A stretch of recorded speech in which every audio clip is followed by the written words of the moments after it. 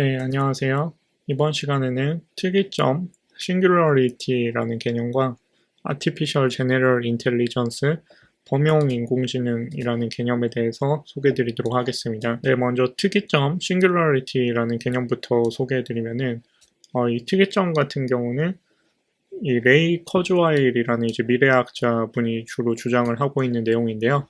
이제 인공지능의 이제 발전이 가속화돼서 이제 특정 시점이 되면은 이 기술이 이렇게 기하급수적으로 이제 발전을 해서 발전 속도가 이제 점점점 이제 거듭제곱 형태로 이제 넘어가게 되고 결국에 이제 2045년도 경에는 이제 AI가 AI 자신을 이제 발전시키는 어떤 상황이 돼서 이 발전 속도가 뭔가 인간이 제어할 수 있는 속도가 아니라 그냥 무한한 어떤 지능적인 레벨로 이제 도달을 해서 이제 인간의 지능을 뛰어넘는 어떤 마치 뭔가 인간이 이해할 수 없는 수준의 어떤 지능 수준이 도달이 돼서 이제 인류가 이제 생각해서 이제 그러니까 인간의 지능으로 기술을 발전시키는 게 아니라 인간보다 더 지능이 뛰어난 AI가 이제 기술을 발전시키게 돼서 기술 자체가 이제 기하급수적으로 발전하게 되고 결론적으로 그런 어떤 인간의 지능을 뛰어넘은 AI가 어떤 나노로봇 같은 것도 만들어서 죽음의 어떤 그런 노화 같은 것도 정복을 해서 영생을 누릴 수 있을 거다. 뭐 이런 식의 이제 주장인데요. 그래서 이제 이 레이 커즈와일이라는 분이 쓴 이 특이점이 온다라는 책에서 관련된 내용을 자세히 이제 다루고 있으니까요. 관심 있는 분은 이 책을 한번 읽어보시면 좋을 것 같고요. 네, 그래서 이제 뭐 이 주장이 사실이 될지 아닐지는 뭐 알 수 없지만 뭐 레이 커즈와일 같은 경우는 이제 본인이 이제 나이를 기준으로 계산해서 이제 2045년도에 이제 본인이 97세 정도가 이제 되기 때문에 본인이 이제 이 특이점을 믿고 있기 때문에 그때까지 이제 살아있기 위해서, 그러니까 그때가 되면 이제 영생을 할 수 있으니까 그때까지 이제 살아있기 위해서 알약을 이제 하루에 뭐 100알 정도의 영양제를 먹고 뭐 연간 한 11억 원 정도를 이제 알약 구매, 영양제 구매에 쓴다. 뭐 이런 식의 이제 다소 괴짜 같은 사람이고요.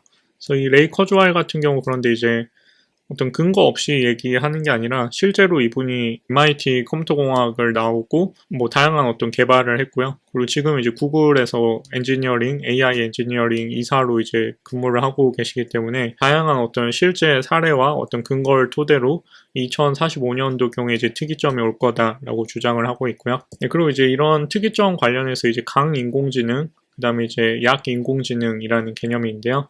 이제 강인공지능은 모든 분야의 그러니까 인공지능 기술을 이용해서 인간과 유사하거나 그를 뛰어넘는 지능을 이제 구현하는 걸 뜻하는데요.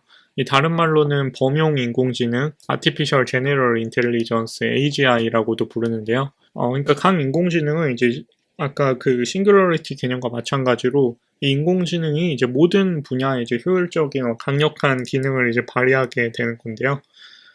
결론적으로 이제 Artificial General Intelligence가 등장하면은 그게 어떤 싱귤러리티 개념과 유사한 수준으로 생각할 수 있겠고요. 그래서 아직까지는 이 Artificial General Intelligence는 현재 기술로는 이제 구현이 불가능하고 많은 연구 기관들에서 Artificial General Intelligence를 목표로 연구를 활발히 진행을 하고 있는데요.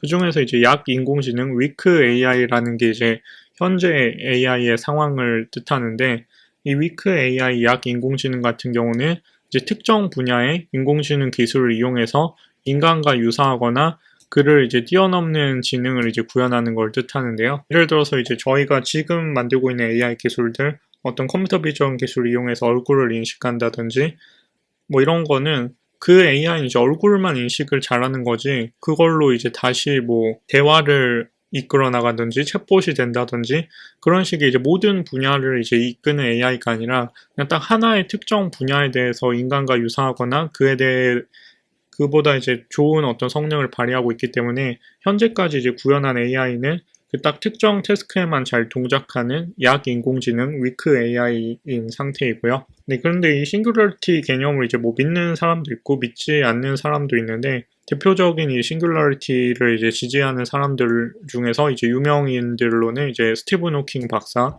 뭐 일론 머스크, 손정희 회장님 이런 분들은 이제 실제로 2040년도경에 이 싱귤러리티가 이제 올 거라 믿고 그 자체가 이제 인간 지능보다 뛰어난 AI가 나오면은 뭐 일론 머스크 같은 경우는 그 AI에 의해서 어떤 인류의 멸망이 이루어질 수도 있어서 그러니까 저희가 모르잖아요. 인간 지능보다 뛰어난 지능이 나왔는데 그 지능이 이제 인간이 뭐 필요 없다라고 생각하면은 결국 이제 인간을 어떤 더 기술력이 뛰어나기 때문에 인간을 이제 멸종시키는 방향으로 생각을 할 수도 있는데, 그래서 이제 그런 부분에 어떤 존재론적인 위협도 있다라고 생각해서, 그래서 일론 머스크는 이제 그런 것들을 이제 방지하기 위해서 실제로 앞서 살펴본 이제 오픈 AI라는 그 최첨단 AI를 연구하는 연구 기관도 이제 창업을 하였고요. 네, 근데 이 Artificial General Intelligence를 구현하기 위해서는 아직까지는 갈 길이 이제 되게 먼데요.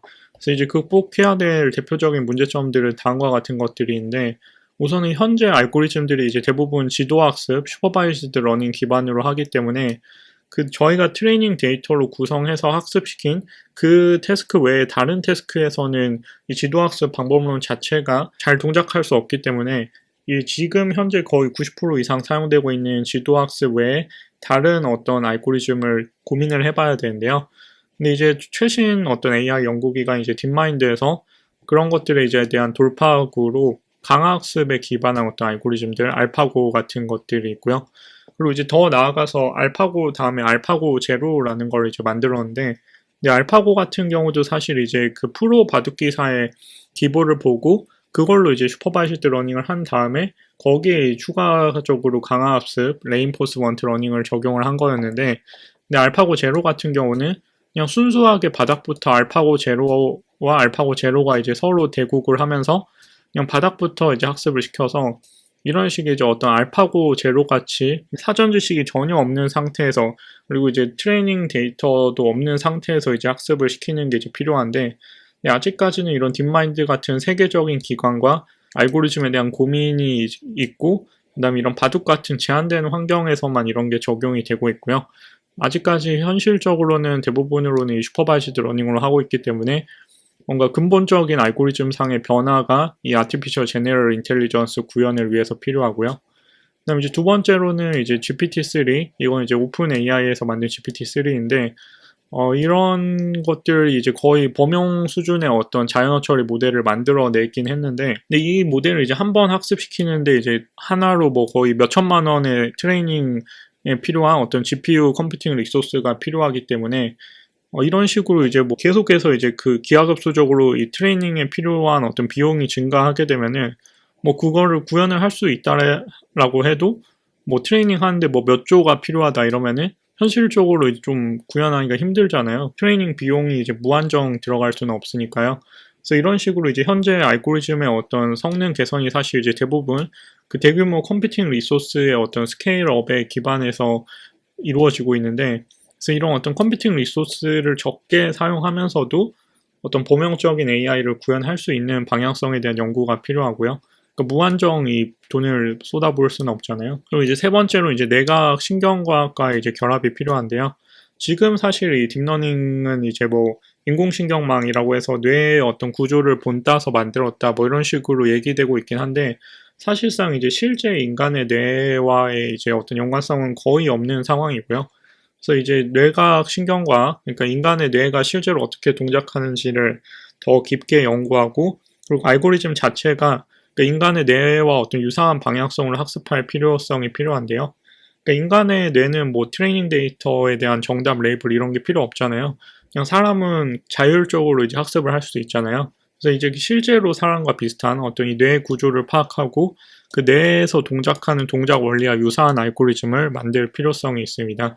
그래서 이런 방향성으로 이제 아티피셜 제네럴 인텔리전스 구현을 위해서 이제 노력을 해야 되는데, 아직까지는 사실 이제 어떤 아티피셜 제네럴 인텔리전스라고 부를 만한 어떤 시초의 어떤 모델도 나오지 않은 상황이기 때문에 이게 어떻게 가능할지에 대해서는 아직까지는 사실 거의 갈피를 이제 못 잡고 있는 상황이고요. 그런데 이제 이런 부분들이 이제 해결이 되어야만 아티피셜 제네럴 인텔리전스 구현에 대한 어떤 실마리가 생기게 될 겁니다. 네, 그래서 이번 시간에는 특이점 싱귤러리티라는 개념과 범용 인공지능 아티피셜 제네럴 인텔리전스와 아티피셜 제네럴 인텔리전스를 구현하기 위해서는 어떠한 점들을 이제 해결을 해야 되는지에 대해서 설명드렸습니다.